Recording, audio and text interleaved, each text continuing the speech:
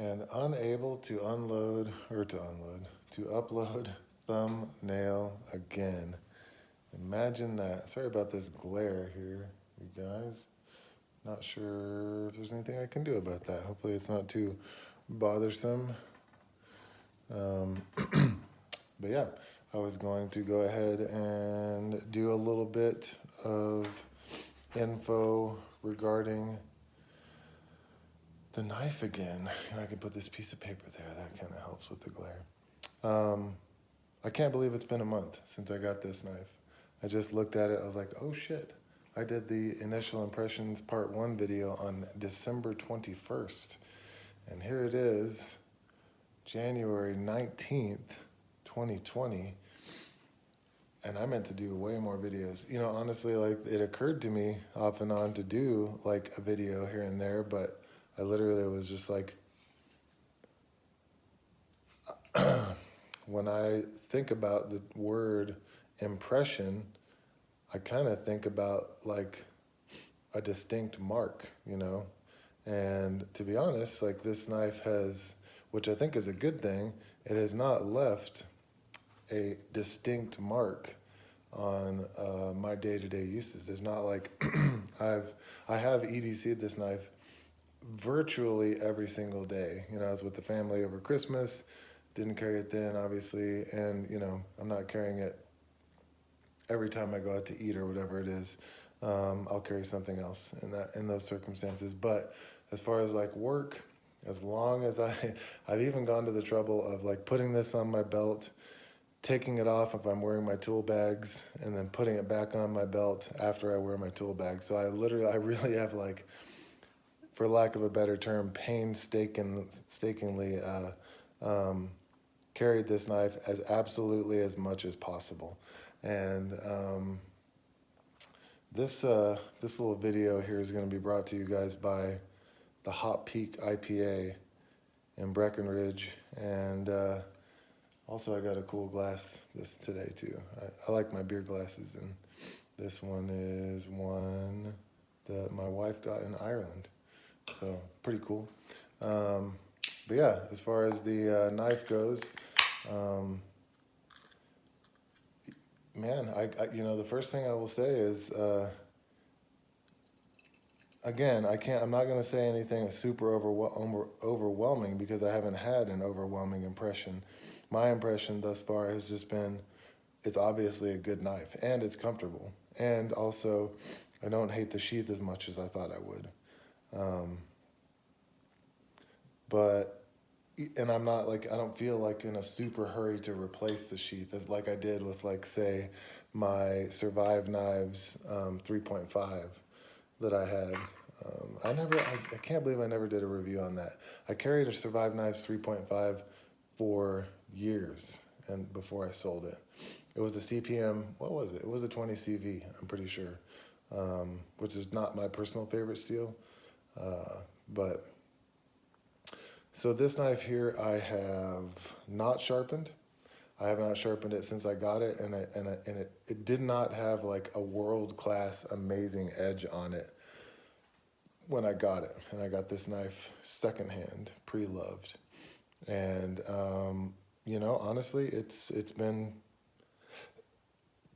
great. I mean, like I said, I have not noticed anything remarkable about it, but I've also not used it for any like. I've actually not even cut any paper with it. I'm just doing it for the first time right now.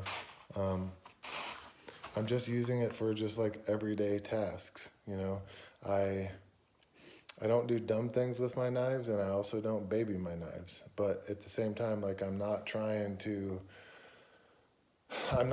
go cut as much cardboard as I possibly can. I'm not trying to go cut as much manila rope as I possibly can. It's just like, I just don't have the time for that shit. You know, like I'm just using the knife from day to day, you know, stuff, and nothing even notable. Although, you know, I would say I easily do use this knife, you know, 5-10 times a day, just for like random regular things, opening stuff, scraping stuff, a little bit of just like prying, I'm sure, some kind of little pry up a chunk of wood that's in the way, or a little piece of, glued on, what have you.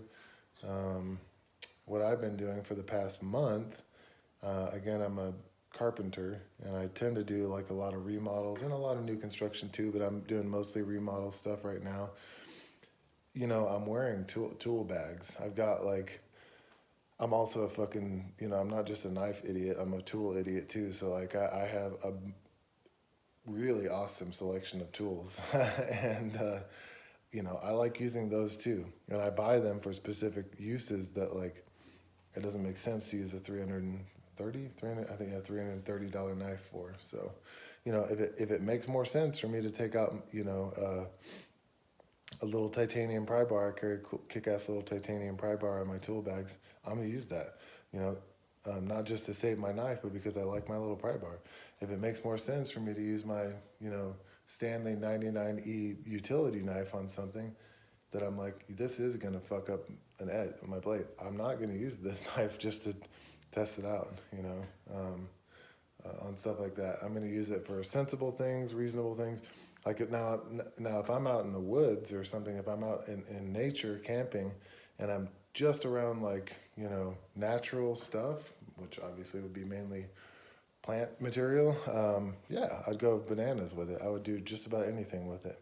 But that's not the case. I work with a lot of man-made materials. I work with a lot of wood too, but, so I'm gonna take a sip of this here. Delicious, what is it? Hot Peak IPA? My brother-in-law left this at the house. What a good man. Boy, that's good. So yeah, Nathan the Machinist actually commented on my post on Blade Forums, and he said, hey, you mentioned that you carry Chris Reeve knives often, like you're going to be pumped about like my metallurgy process or whatever. And I'm just like, yeah, whatever. And what's funny is,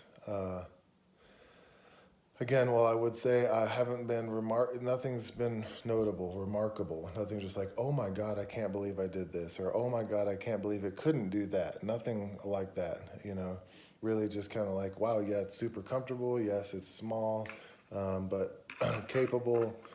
Yes, I like the sheath, yada, yada, all that kind of stuff.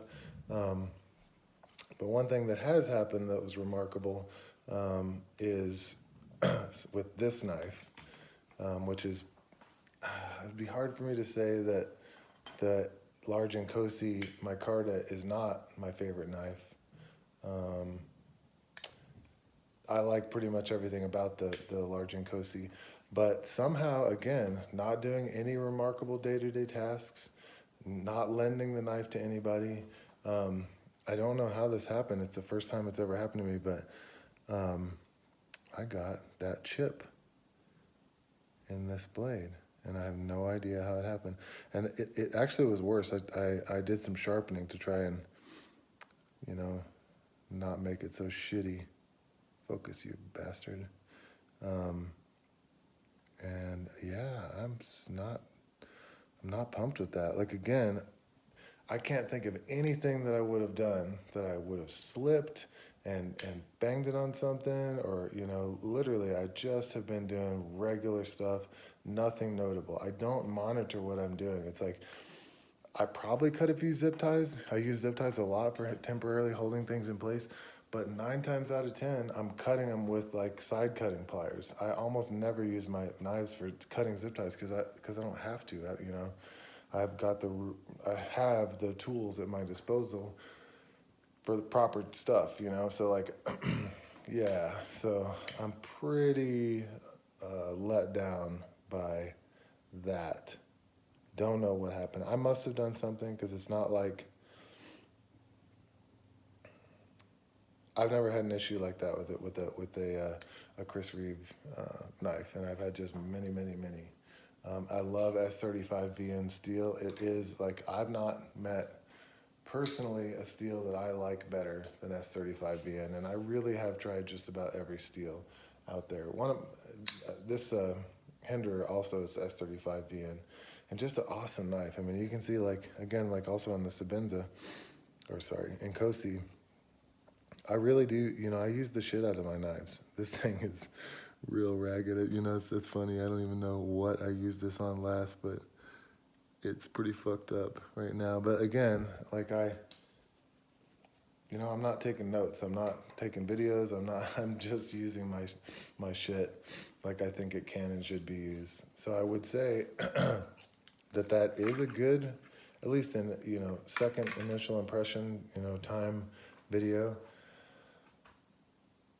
This thing has been freaking, impeccable. There was a second there where I thought I had taken like a big flat spot out of the edge, whether it was like a big flat, chip or what it was, but it turned out that it was just paint, and I have no fucking goddamn idea what I've been doing all kinds of crap with touch-up painting stuff that I've worked on. I'm sure I scraped some paint with this at some point off of some glass, or scraped some paint off of a little piece of molding or something with it. But yeah, the knife has been fantastic. You tell me. I mean, if you're a Carothers person, I can't tell if that's the factory edge or not. It seems pretty damn broad to me, but at least it's even. One thing to note is there is currently, if you go on the Survive Knives website, they actually do have some 3.5 factory seconds on sale there. Quote available now, and they're $179. That's a screaming fucking deal. If I didn't have this knife right here, I would buy that shit in a heartbeat. 3V, you can choose between peened and stone washed finished, or tumbled, whatever they want to call it. But yeah, that's something to look at. I went on the Survive Knife Facebook group and was kind of like, what's the deal?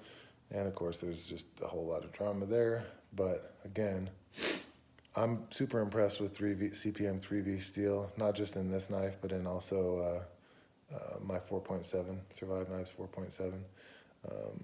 The CPM 3V has been just fantastic. I'm pretty sure, because it's in the triangle here, that signifies that it is the Delta heat treat protocol, which I believe just leaves some chromium free of turning into carbides, and so it kind of makes it a little bit more stain resistant. Still not considered a stainless steel, but yeah, something to consider. I have been out in I will say this too, I've been out in the snow a bunch with this, like, just coming down on me. So obviously the snow is getting in.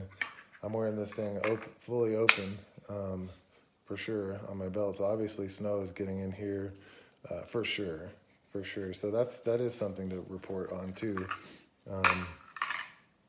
No noticeable corrosion or any kind of rust showing up at all. I mean, I've used this thing with, that's something else to talk about too, is I have also, normally if I'm using a fancy knife at work and I've got gudgy hands, paint on my hands, some kind of like oil or dirt or just whatever it is that I'm working on, as far as like doing carpentry on a home.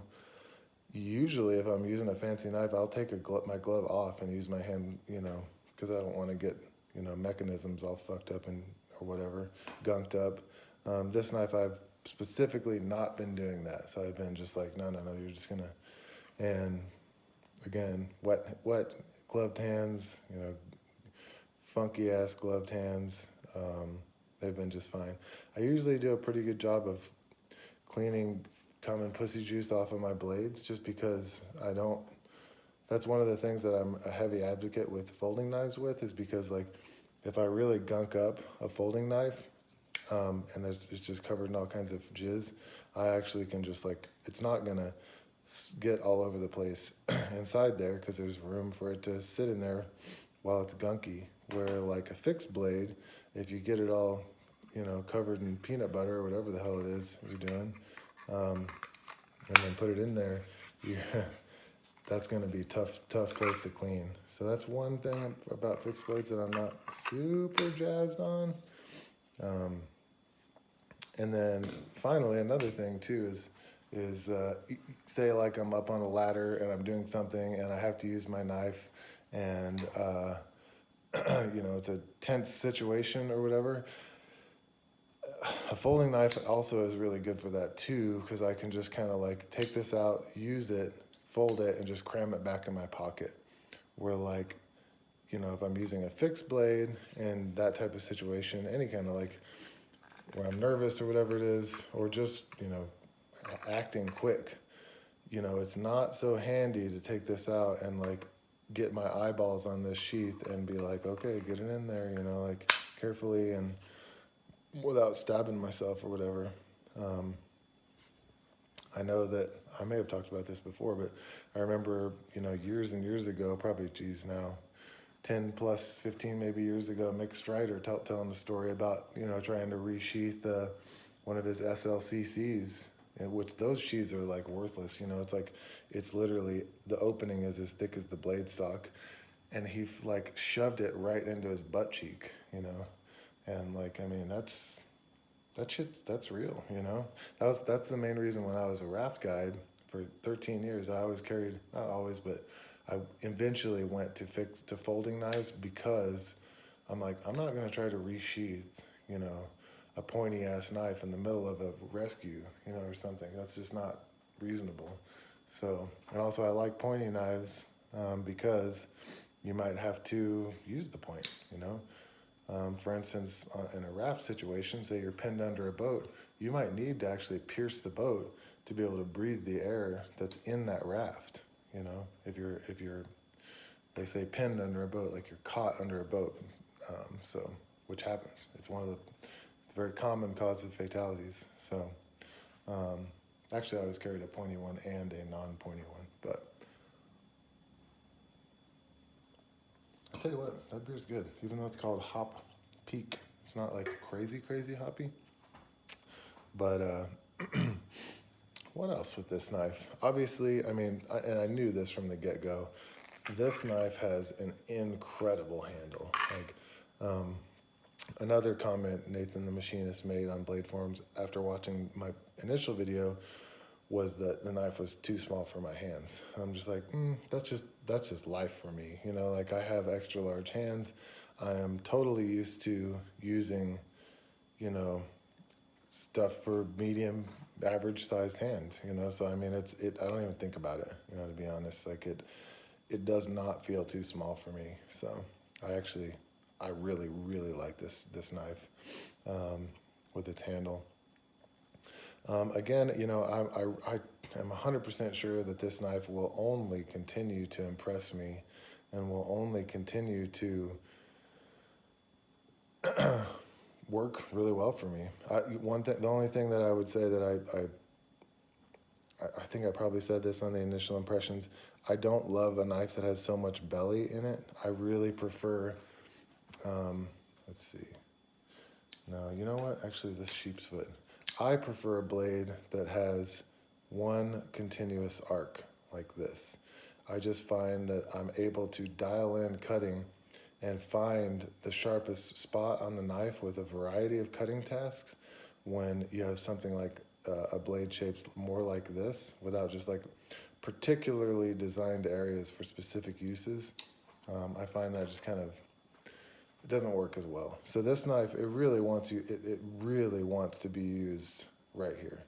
And you got to really try to get out here, and you got to really try to find a use for this, you know, damn near flat tip on here. It's like almost like a tanto shape. But other than that, it's incredibly useful. I believe the EDC one, and I'm probably wrong, I believe also the EDC 3 doesn't have as much belly, and that would be preferable to me. Not enough to like go seeking one out, because again, this is a 300 and I paid $330 for it, so I'm just going to call it a $330 knife. I am not going to go seeking out another $330 knife that's a similar size to this, or exactly the same, basically, just to, you know, go between the two. I'm just not that particular, and I'm not that much of a knife slut. Well, maybe not. I might also be in denial, but I did just finally purchase another RMJ Tomahawk that should be here in a couple days. So those of you guys that watch this video, if you are at all interested in RMJ Tomahawks, I am a fucking idiot. Like I mean, you guys can see there's a huge gap in the time where I did videos, obviously, and man, I had so many cool, you know, pieces in that time that you know, fuck, man, I just didn't do anything with it.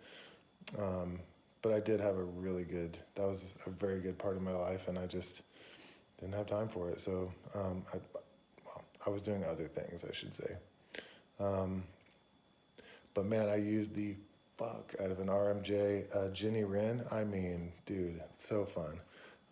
If you guys follow me on Instagram at Archman, so it's Archman but with a G on the end, Archman.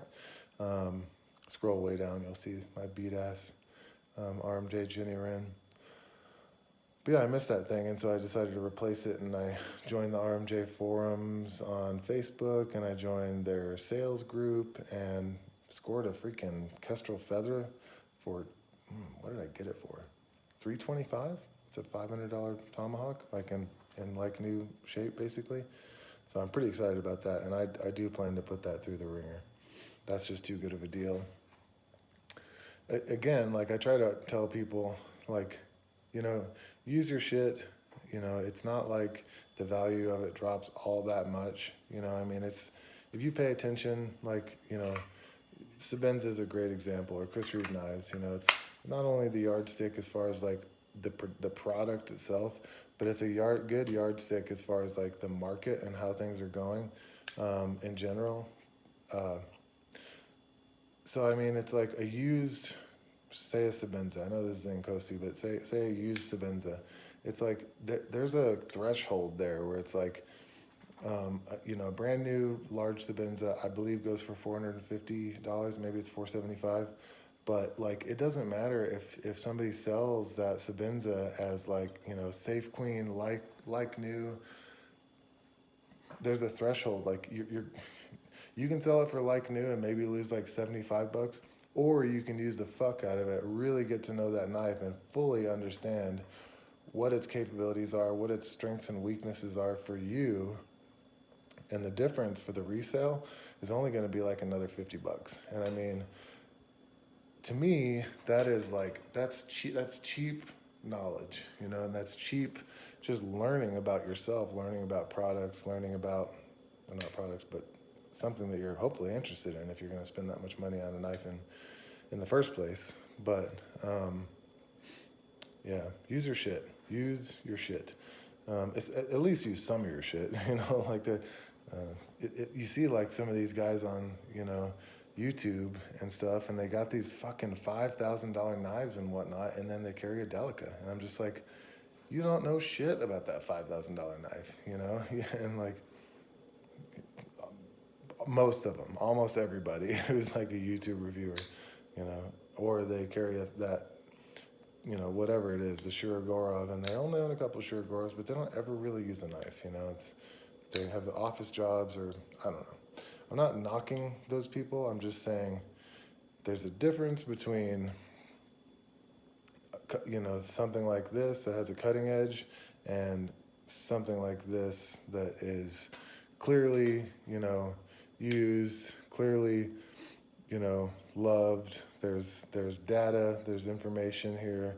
Again, it's not scientific about it. I'm not cutting, you know, 1,700 slices on manila rope and then reporting back my findings. Like, I'm just using the shit. And if you guys have any questions, comments, concerns, or smart remarks on the Carothers EDC 2, post that shit below and let me know what you're thinking. Let me know what you want to see in the next Carothers video, because this is going to be a continuing saga. And we're just going to see, oh, I have an Atwood bead on here for those of you guys curious. I put that on there and in that specific location because not much of the knife sticks out of the sheath here, mainly. So when I go to grab the knife, I can kind of hook that with my pinky and pull the knife out kind of with my pinky there. So that's why I have that Atwood Mega Landslide on there. My favorite bead, so works well with this knife too. So. But that's it, you guys. I'm just going to keep it short at 25 minutes. And palabra Tu madre, boys and girls. Whoa, jeez.